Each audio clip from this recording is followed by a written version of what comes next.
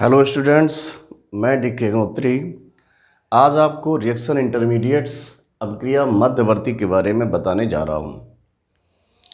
सबसे पहले हम लोग जान लेते हैं ये क्या होते हैं रिएक्शन इंटरमीडिएट्स। इंटरमीडिएट्स क्यों बोला गया? ये वो सब्सटेंस होते हैं जो रिएक्शन के ना तो पहले थे और ना रिएक्शन के बाद होते हैं। इंटरमीडिएट्स यानी रिएक्शन के दौरान बनते हैं कुछ देर के लिए। ये शॉर्ट लिव्ड स्पीसीज है और बहुत ज़्यादा क्रियाशील है। हाईली रिएक्टिव है, इसीलिए शॉर्ट लिव्ड है। ओके, रिएक्शन इंटरमीडिएट्स को जानने के बाद ही आप मैकेनिज्म को समझ पाएंगे। सबसे पहले फ्री रेडिकल्स को पढ़ते हैं।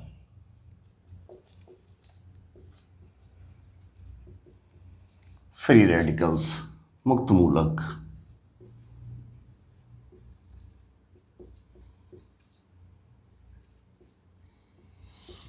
क्या होते हैं ये विद्युत उदासीन विषम या अयुग्मित इलेक्ट्रॉन युक्त परमाणु अथवा उनका समूह होते हैं, है ना। इनके पास अनपेयर्ड इलेक्ट्रॉन होता है, इलेक्ट्रिकली न्यूट्रल होते हैं, एटम और ग्रुप ऑफ एटम्स।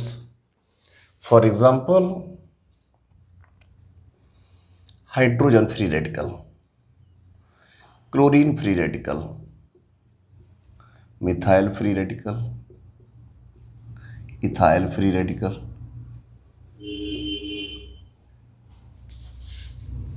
ओके, तो फ्री रेडिकल क्या है, डेफिनेशन क्लियर हुआ।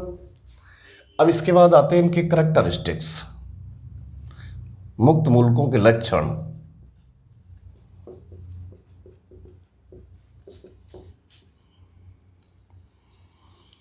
इनके करैक्टरिस्टिक्स जानने के लिए पहले एक बार इनका प्रिपरेशन देखते हैं।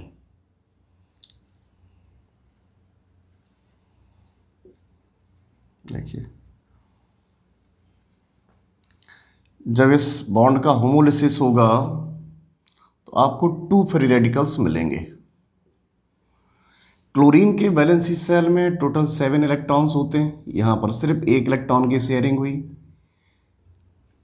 ये रिमेनिंग 3 पेयर्स यहां प्रेजेंट है।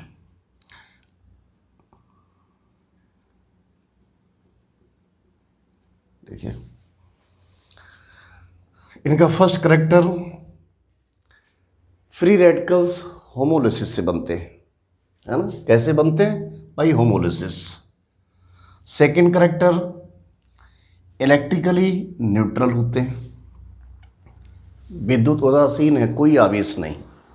पहला पॉइंट, होमोलिसिस से बनते हैं। सेकंड, इलेक्ट्रिकली न्यूट्रल होते हैं। थर्ड, इनके पास अनपेयर्ड इलेक्ट्रॉन होता है और इस अनपेयर्ड इलेक्ट्रॉन के कारण टोटल नंबर ऑफ इलेक्ट्रॉन कैसा होता है? विषम, ऑड इलेक्ट्रॉन स्पीसीज। ओके,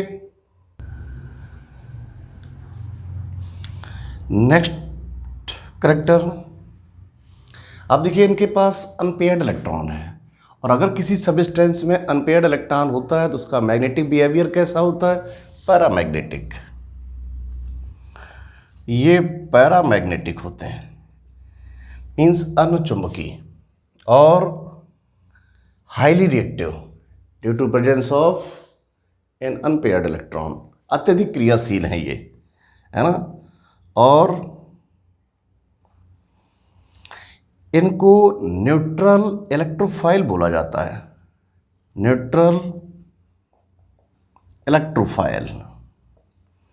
विद्युत उदासीन इलेक्ट्रॉन इस नहीं, है ना। तो मैं एक बार फिर से करैक्टर रिपीट करता हूं। ये होमोलिसिस से बनते हैं, इलेक्ट्रिकली न्यूट्रल होते हैं, कोई चार्ज नहीं होता है इनके पास, ऐसा आप देख पा रहे हैं। नेक्स्ट थर्ड, इनके पास अनपेयर्ड इलेक्ट्रॉन होता है और अनपेयर्ड इलेक्ट्रॉन की प्रेजेंस के कारण ही यहाँ पर नंबर ऑफ इलेक्ट्रॉन्स कैसा होता है? ऑड। अनपेयर्ड इलेक्ट्रॉन है इसलिए paramagnetic. Okay, highly reactive species हैं due to presence of unpaired electron, और इनको न्यूट्रल इलेक्ट्रोफाइल्स बोला जाता है। Free radicals are neutral electrophiles. Okay,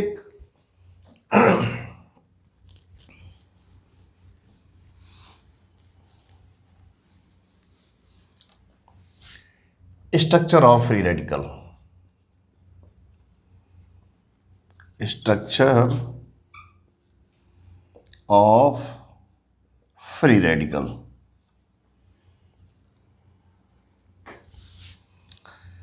methyl free radical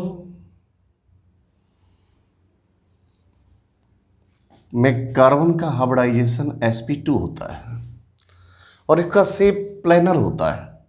कैसा? प्लेनर, समतलीय, trigonal planar. Methyl free radical में कार्बन का hybridisation sp2, shape trigonal planar.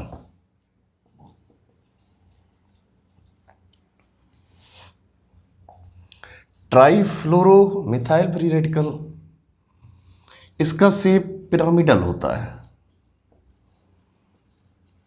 पिरामिडीय। Trifluoro methyl free radical का शेप पिरामिडल होता है। ओके, अब स्ट्रक्चर के बाद आता है नेक्स्ट पॉइंट, फ्री रेडिकल्स के बारे में और क्या आपको जानना होगा। Reaction of free radical, reaction of free radicals.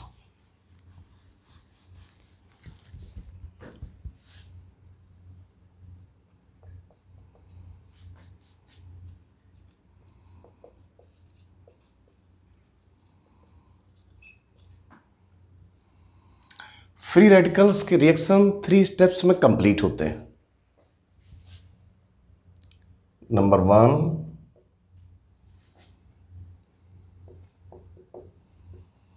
Initiation. Number 2, propagation. Number 3, termination. है ना? मुक्त मूलक की जो क्रियाएं हैं वो 3 पदों में पूर्ण होती हैं। इनके डिटेल्स को हम लोग आगे जानेंगे। नेक्स्ट आता है stability of free radical.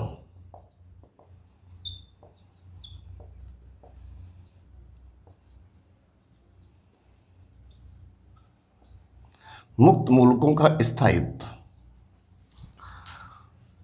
Free radicals की स्टेबिलिटी के लिए कुछ फैक्टर्स होंगे, मेनली ऑर्गेनिक फ्री रेडिकल्स के लिए। कौन? Hyperconjugation, conjugation, conjugation means resonance. ये फर्स्ट ऑर्गेनिक फ्री रेडिकल है, मिथाइल फ्री रेडिकल।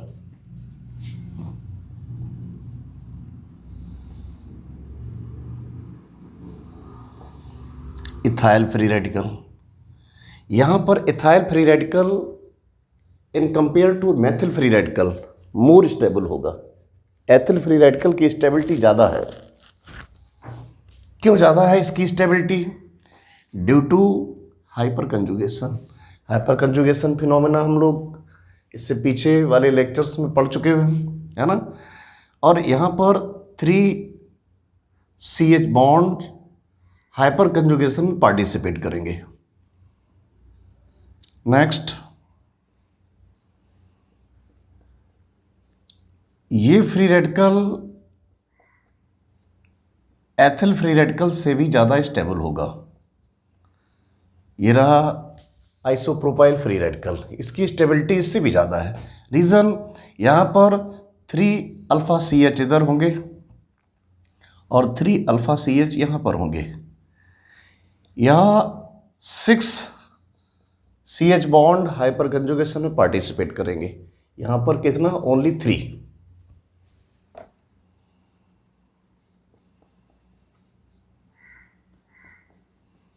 ये फ्री रेडिकल उससे भी ज़्यादा स्टेबल होगा। यहाँ पर 9 CH बॉन्ड्स हाइपर कंजुगेशन में पार्टिसिपेट करेंगे। यहाँ 3 CH, इधर 3 CH और इधर 3 CH।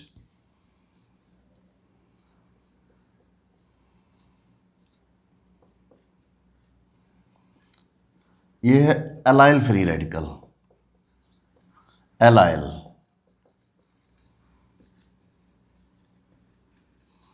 इसकी स्टेबिलिटी ट्राईमेथाइल फ्री रेडिकल से भी ज़्यादा है। Trimethyl free radical, dimethyl free radical, ethyl free radical, इनमें सबसे ज़्यादा स्टेबिलिटी एलाइल फ्री रेडिकल की। क्यों? Due to delocalization of electrons, it means due to conjugation. यहाँ तो कंजुगेशन है, इसमें तो रेजोनेंस होगा। अब देखिए ये अनपेयर्ड इलेक्ट्रॉन और ये pi electron means double bond, दोनों अल्टरनेट पोजीशन पर हैं, तो इसमें कंजुगेशन होगा। इसकी स्टेबिलिटी सबसे ज़्यादा हुई। ओके, नेक्स्ट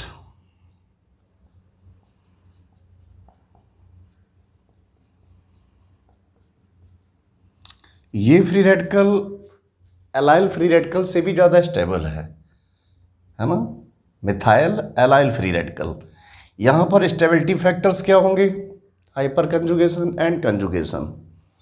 यहाँ पर 3CH हाइपर कंजुगेशन में पार्टिसिपेट करेंगे और 2 कंजुगेटेड पोजीशन भी हैं, यानी डीलोकलाइजेशन भी होगा इलेक्ट्रॉनों का।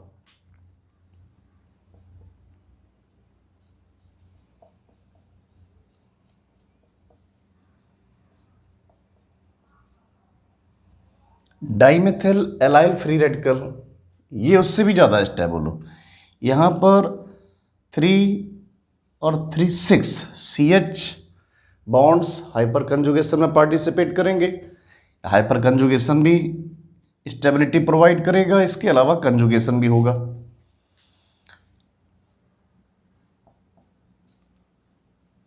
Next benzyl free radical,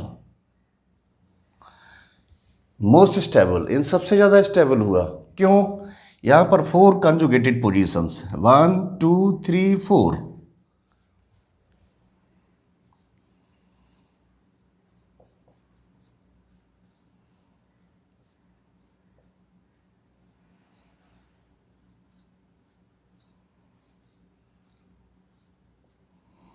diphenyl free radical, diphenyl methyl free radical, इसकी स्टेबिलिटी इससे भी ज़्यादा है। यहाँ पर 7 कंजुगेटेड पोजीशन है, 1 2 3 4 5 6 7, है ना, 7 कंजुगेटेड पोजीशन।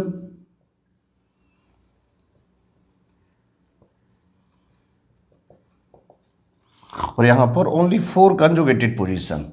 यहाँ पर 2 conjugated position and 6 CH bonds hyper conjugation में पार्टिसिपेट करेंगे। फर्स्ट रिएक्शन इंटरमीडिएट था free radical. Next reaction intermediate carbonium ion.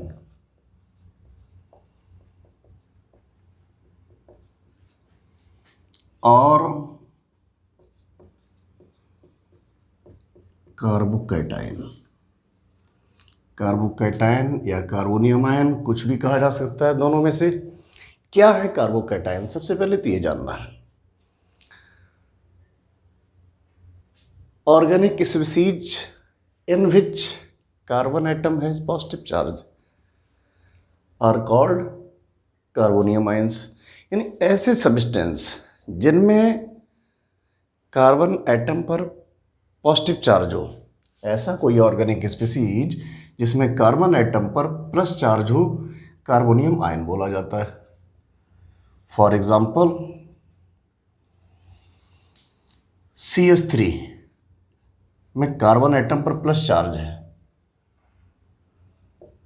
CH3 CH2।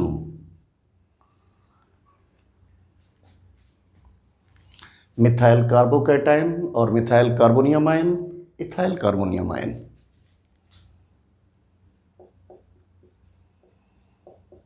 Isopropyl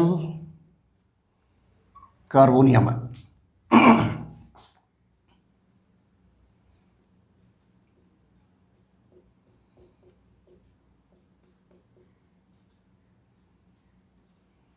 tertiary butyl carbonium ion. तो यहाँ पर ये चारों कार्बोनियम आयन कैसे हुए? Alkyl carbonium ion. अल्काइल में ये 1 degree, it means primary, secondary, tertiary, और इसको बोला गया मिथाइल कार्बोनियम आयन। और आप इसको ऐसा भी करके लिख सकते हैं, मिथाइलियम, मिथाइल कार्बोनियम आयन और मिथाइलियम, यानी एल्किल ग्रुप के नाम के साथ सफिक्स ईयम ऐड किया जा सकता है नाम जानने के लिए, है ना। और प्राइमरी, सेकेंडरी, टर्सरी। प्राइमरी, यहाँ positive charge primary carbon atom पर है, यहाँ plus charge secondary carbon means 2 degree carbon, और यहाँ plus charge 3 degree carbon. 3 degree carbon means ये कार्बन डायरेक्टली 1 2 3 कार्बन से अटैच है, तो ये कार्बन कैसा हुआ 3 डिग्री, टर्सरी, और यहीं पर प्लस चार्ज है, इसलिए टर्सरी कार्बोनियम आयन। ये सारे कार्बोनियम आयंस, ओके। अब इसके बाद नेक्स्ट पॉइंट आता है कैरेक्टरिस्टिक्स।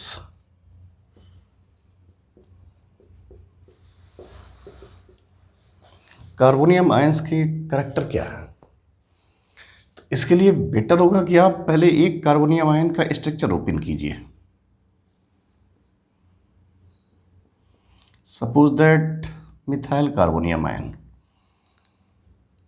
आप देखिए इस समय मिथाइल कार्बोनियम आयन में कार्बन एटम से 3 hydrogen atom attach.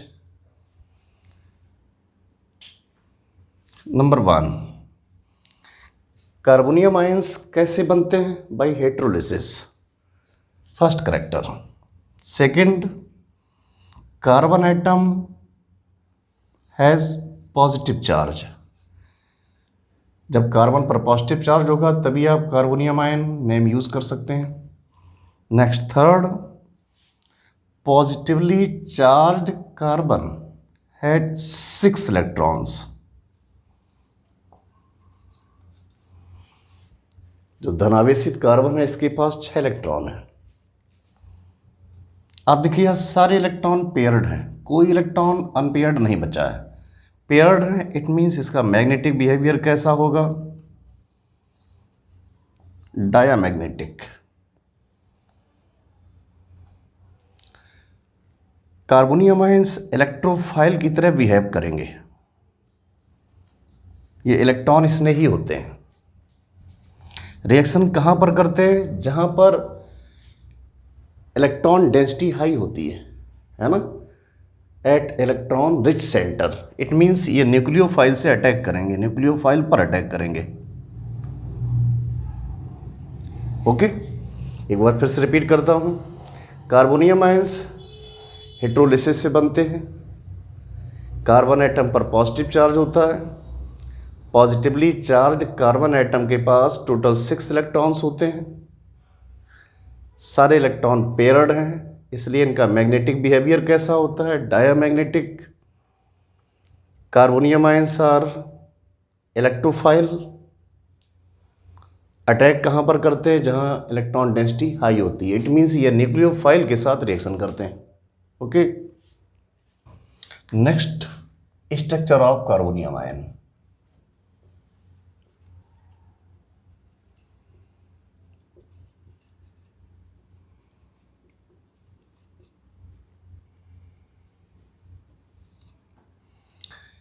Carbonium ion में कार्बन का हाइब्रिडाइजेशन sp2 होता है।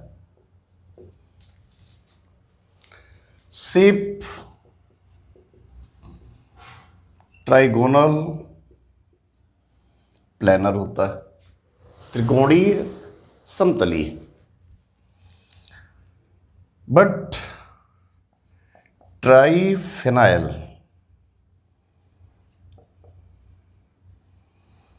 मिथाइल कार्बोनियम आयन का शेप ट्राइगोनल प्लेनर नहीं होता है, ये कैसा होता है,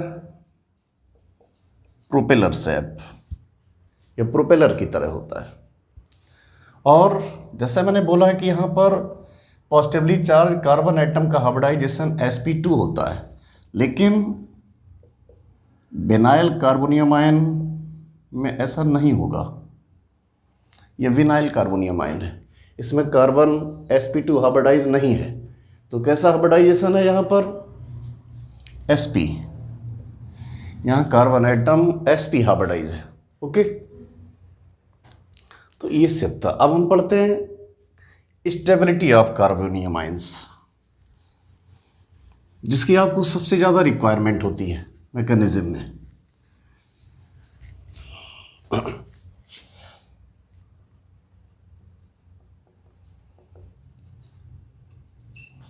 stability of carbonium ions.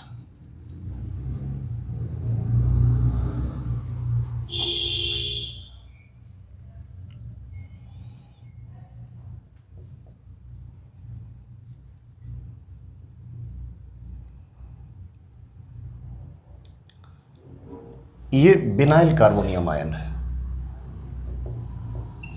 Vinyl carbonium ion least stable है। यहां प्लस चार्ज इलेक्ट्रोनेगेटिव कार्बन पर है। इलेक्ट्रोनेगेटिव क्यों है? क्योंकि ये sp हाइब्रिडाइज कार्बन एटम,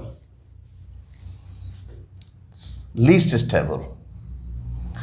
इसके बाद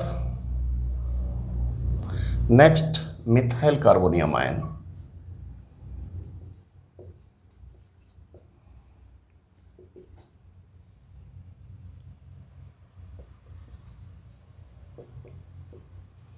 ethyl carbonium ion,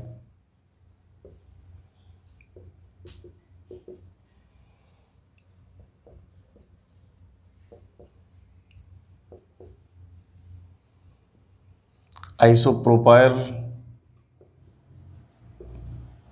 carbonium ion,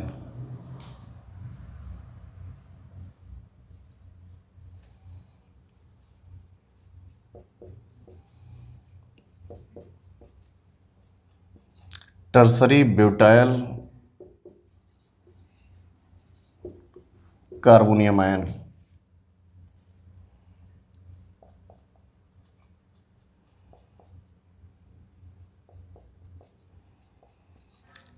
allyl carbonium ion. Allyl में भी सब्स्टिट्यूटेड एलाइल भी होंगे, mono alkyl allyl carbonium ion, di alkyl allyl carbonium ion.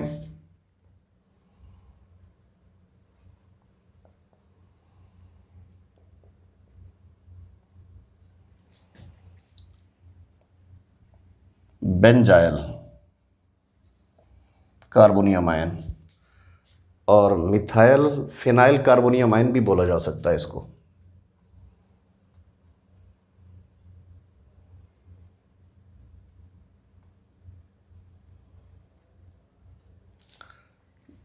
Die phenyl methyl carbonium ion.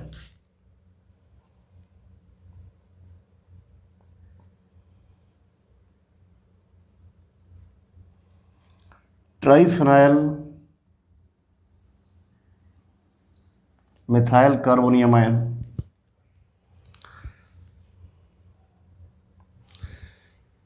ये स्टेबिलिटी का increasing order है, increasing order of stability. Vinyl carbonium ion least stable, methyl carbonium ion stability increase हुआ, ethyl उससे भी ज़्यादा stable है। यहाँ पर स्टेबिलिटी फैक्टर क्या होंगे? Hyper conjugation, 3CH bonds hyper conjugation में पार्टिसिपेट करेगा। यहाँ पर 6CH, यहाँ पर 9CH, तो यहाँ से यहाँ तक हाइपर कंजुगेशन रहा स्टेबिलिटी फैक्टर। इसके बाद यहाँ से कंजुगेशन स्टार्ट हो गया, एलाइल कार्बोनियम आयन और ये बेंजाइल, डाइफिनाइल, ट्राइमिथाइल, यहाँ तक कंजुगेशन स्टेबिलिटी प्रोवाइड करता है। ओके, इनकी स्टेबिलिटी ऑर्डर को आप इस तरह भी लिख सकते हैं। मैं इनके नाम हटा देता हूं, केवल आप कार्बोनियम आयन देखिए। Vinyl carbonium ion least stable, methyl carbonium ion stability increase हुआ, इथाइल और भी स्टेबिलिटी इंक्रीज हुआ,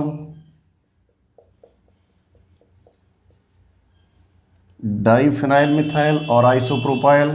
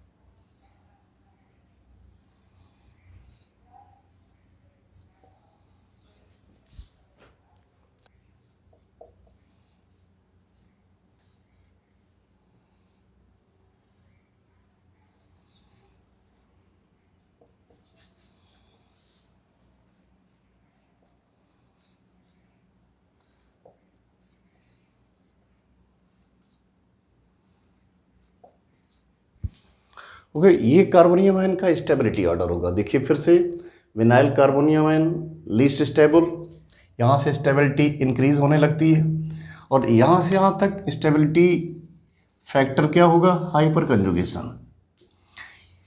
यहाँ 3 अल्फा CH बॉन्ड्स हैं जो हाइपर कंजुगेशन में पार्टिसिपेट करेंगे, यानी 3 स्ट्रक्चर्स मिलेंगे आपको। यहाँ पर 6 CH बॉन्ड्स हाइपर कंजुगेशन में पार्टिसिपेट करेंगे, 3A 3A। यहाँ पर ये 9 CH बॉन्ड्स हाइपर कंजुगेशन में पार्टिसिपेट करेंगे। यहाँ से कंजुगेशन स्टार्ट हो गया, it means delocalisation of electrons. ये एलाइल कार्बोनियम आयन है, इन सबसे ज़्यादा स्टेबल हुआ। अब देखिए यहाँ पर डीलोकलाइजेशन भी होगा, साथ में हाइपर कंजुगेशन भी होगा। ये 3 CH बॉन्ड हाइपर कंजुगेशन में पार्टिसिपेट करेंगे। यहाँ पर ये 6 CH, कंजुगेशन के अलावा हाइपर कंजुगेशन भी यहाँ पर एक्स्ट्रा फैक्टर हुआ। यहाँ से फिर कंजुगेशन इंक्रीज हुआ, यहाँ पर 4 कंजुगेटेड पोजीशन, 1 2 3 4, यहाँ 1 2 3 4 5 6 7 कंजुगेटेड पोजीशन, यहाँ पर टोटल 10 कंजुगेटेड पोजीशन, और इसको बोलते हैं ट्रोपोलियम कार्बोकैटायन।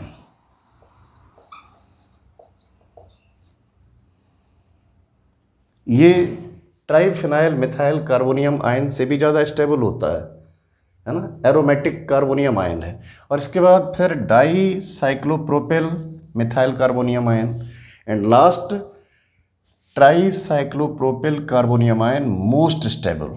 यहाँ पर जो साइक्लोप्रोपाइल रिंग है, ये इसका एक बेंट ऑर्बिटल है ना, साइक्लोप्रोपाइल रिंग का बेंट ऑर्बिटल इस बैकेंड ऑर्बिटल के साथ कंजुगेट हो जाता है। ओके, ये स्टेबिलिटी ऑर्डर रहा।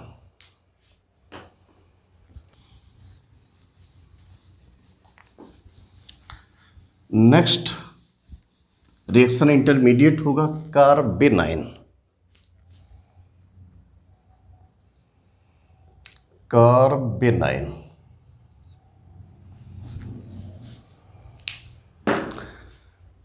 ऐसे कार्बनिक पदार्थ जिनमें कार्बन एटम पर नेगेटिव चार्ज होता है, कार्बेनाइन बोला जाता है ना।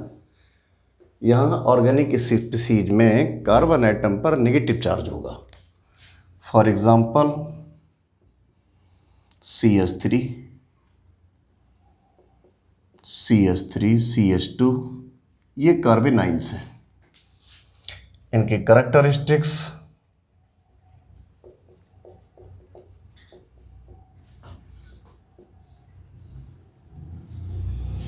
कैसे बनते हैं, हेट्रोलिसिस से, विषम विदलन से बनते हैं। यहाँ कार्बन एटम पर नेगेटिव चार्ज होता है, जड़ावेशित कार्बन होता है। और आप देखिए, इसको ओपन कीजिएगा ये कार्बेनाइन को,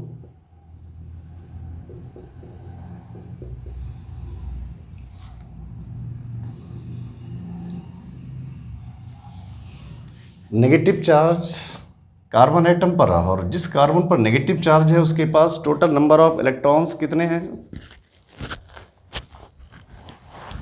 8। It means negatively charge carbon atom has 8 electrons in their valency shell. इस समय इसके पास 8 इलेक्ट्रॉन्स हैं। सारे के सारे इलेक्ट्रॉन आप देख रहे हैं पेयर्ड हैं, इसलिए ये कैसा होगा, डायामैग्नेटिक।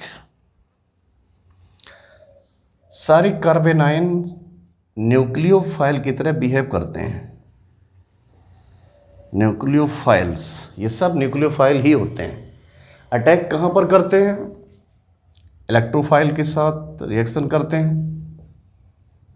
इट मीन्स जहाँ पर इलेक्ट्रॉन डेंसिटी कम होती है। ओके, तो ये कैरेक्टरिस्टिक्स रहे। हेट्रोलिसिस से ये बनते हैं, नेगेटिव चार्ज होता है इनके पास, और नेगेटिवली चार्ज कार्बन एटम के पास टोटल 8 इलेक्ट्रॉन्स होते हैं। सारे इलेक्ट्रॉन पेयर्ड हैं, इसलिए डायामैग्नेटिक होते हैं। ये न्यूक्लियोफाइल्स होते हैं। रिएक्शन कहाँ पर करते हैं, जहाँ इलेक्ट्रॉन डेंसिटी कम होती है। इट मीन्स इलेक्ट्रोफाइल के साथ रिएक्शन करते हैं। Next, structure of कार्बेनाइन। जितने भी एल्किल कार्बेनाइंस होते हैं, एल्किल कार्बेनाइंस, ये यहाँ कार्बन एटम का हाइब्रिडाइजेशन sp3 होता है और शेप पिरामिडल होता है। But allyl carbanion and benzyl कार्बेनाइन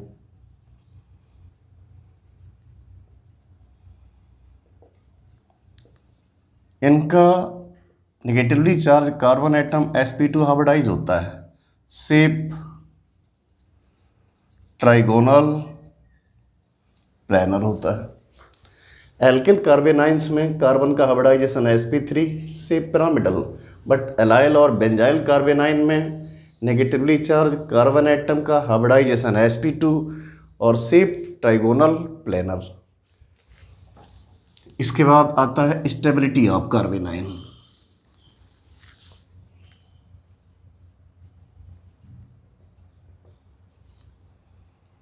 stability of carbanion, क्या फैक्टर्स होंगे यहां स्टेबिलिटी के लिए? Directly proportional,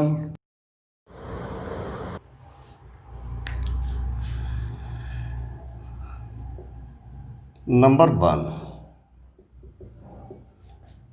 stability of carbanion directly proportional to the negativity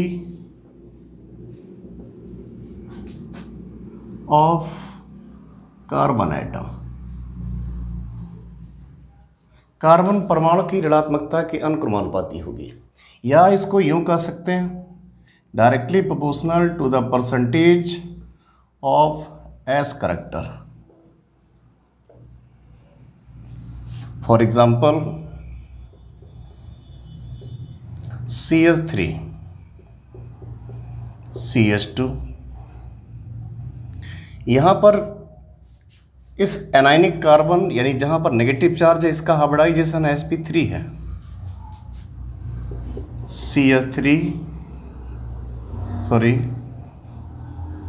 CH2 double bond CH, यहाँ जिस कार्बन पर नेगेटिव चार्ज है उसका हाइब्रिडाइजेशन sp2 है। नेक्स्ट थर्ड, यहाँ नेगेटिवली चार्ज कार्बन का हाइब्रिडाइजेशन sp। अब देखिए परसेंटेज ऑफ s करेक्टर, यहाँ पर s ऑर्बिटल का परसेंटेज कितना होगा 25, यहाँ पर नियर अबाउट 33 और यहाँ पर s परसेंटेज 50, हाईएस्ट परसेंटेज यानी most negative carbon triple bonded. और ये डबल बॉन्डेड कार्बन जहाँ पर नेगेटिव चार्ज है इसका नेगेटिव करेक्टर इस ट्रिपल बॉन्डेड से कम है, तो स्टेबिलिटी का ऑर्डर ये होगा। Okay, next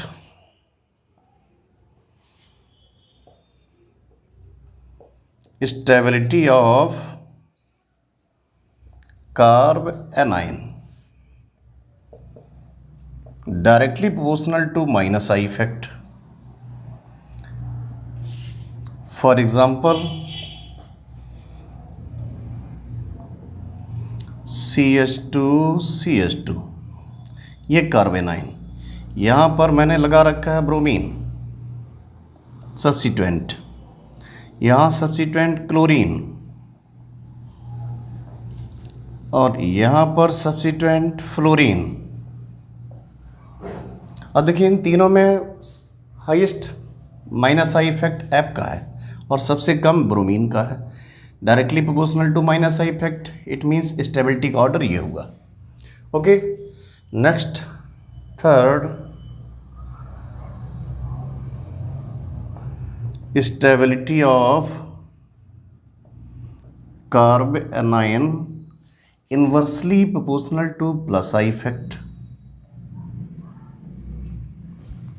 plus I effect increase होगा। प्लस आई इफेक्ट और कार्बेनाइन की स्टेबिलिटी में क्या रिलेशन आएगा? Inversely proportional. देखिए एग्जांपल इसका यहाँ पर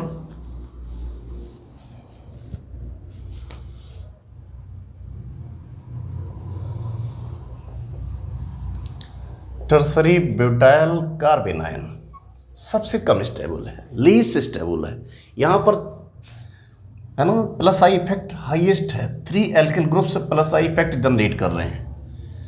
नेक्स्ट कार्बेनाइन, आइसोप्रोपाइल कार्बेनाइन, इसकी स्टेबिलिटी इंक्रीज हुई। यहाँ पर 2 इलेक्ट्रॉन रिपेलिंग ग्रुप्स हैं, यहाँ कार्बन पर नेगेटिव चार्ज है और ये से जो ग्रुप अटैच हुए हैं CH3 ये भी इलेक्ट्रॉन रिपेलिंग है। इससे क्या होगा, स्टेबिलिटी डिक्रीज करेगा, ये इलेक्ट्रॉन को रिपेल करेगा, इलेक्ट्रॉन डेंसिटी इंक्रीज करेगा कार्बन पर। नेक्स्ट CH3 CH2, अब देखिए इसकी स्टेबिलिटी इन दोनों से ज़्यादा हुई, एल्किल ग्रुप कम होते जा रहे हैं।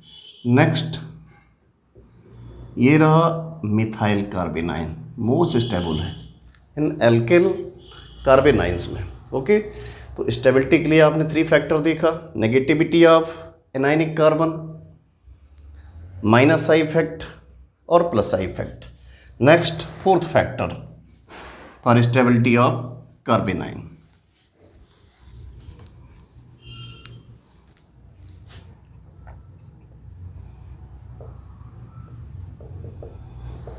स्टेबिलिटी ऑफ कार्बेनाइन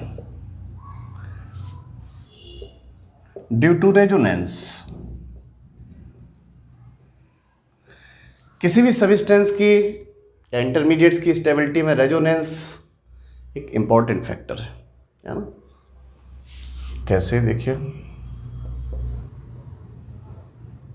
एलाइल कार्बेनाइन,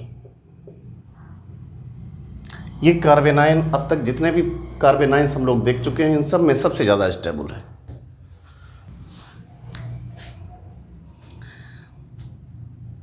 यहाँ 2 कंजुगेटेड पोजीशन है, ये डबल बॉन्ड और माइनस चार्ज दोनों अल्टरनेट पोजीशन पर है, यानी यहाँ रेजोनेंस होगा, रेजोनेंस इसको स्टेबलाइज करेगा, यह नेगेटिव चार्ज डिलॉकलाइज हो जाएगा।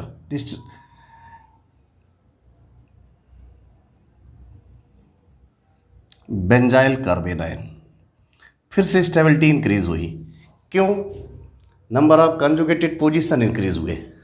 Okay, next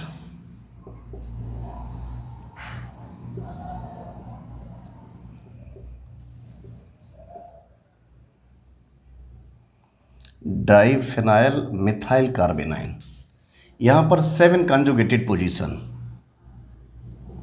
ट्राइफेनाइल methyl carbanion 10 conjugated position. इसलिए ओके, तो ये कार्बेनाइन की स्टेबिलिटी का ऑर्डर रहा। इसके बाद नेक्स्ट रिएक्शन इंटरमीडिएट आता है कार्बीन।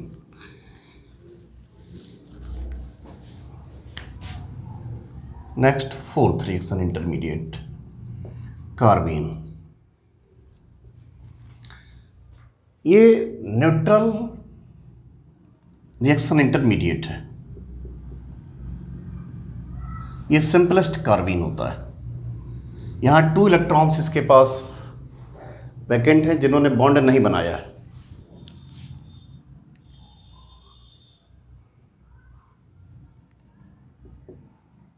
ये सब्स्टिट्यूटेड कार्बीन होता है, सिंपलेस्ट कार्बीन, सब्स्टिट्यूटेड कार्बीन।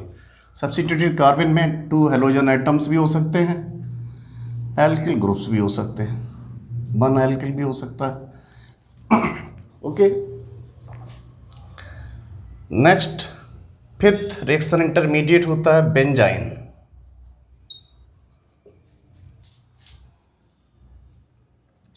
ये भी न्यूट्रल रिएक्शन इंटरमीडिएट है। ओके,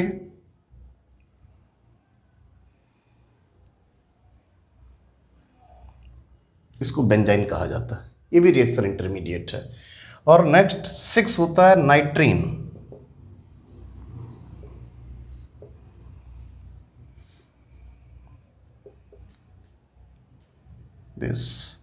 इसको नाइट्रीन बोला जाता है, ये भी रिएक्शन इंटरमीडिएट। हालांकि इन रिएक्शन इंटरमीडिएट्स का यूज़ इन सारे रिएक्शन इंटरमीडिएट्स में जनरली आपको कार्बोनियम आयन, कार्बेनाइन, फ्री रेडिकल्स का स्टडी करना होगा, कंप्लीट स्टडी। इनका यूज़ काफ़ी बहुत कम होता है, बेंजाइन, नाइट्रीन, कार्बीन का कुछ मिलेगा, है ना। तो आप सबसे पहले जब आप वीडियो को पूरा देखें पहले तो, और साथ में कॉपी पेन लेके बैठें, तभी आपको समझ में आएगा। और इसके साथ ही अगर वीडियो पसंद आता है तो प्लीज़ लाइक भी करें, शेयर करें और सब्सक्राइब करें, जिससे हम आपके लिए और भी इस टाइप के और भी इससे अच्छे वीडियो ला सकूं। Okay, thank you very much.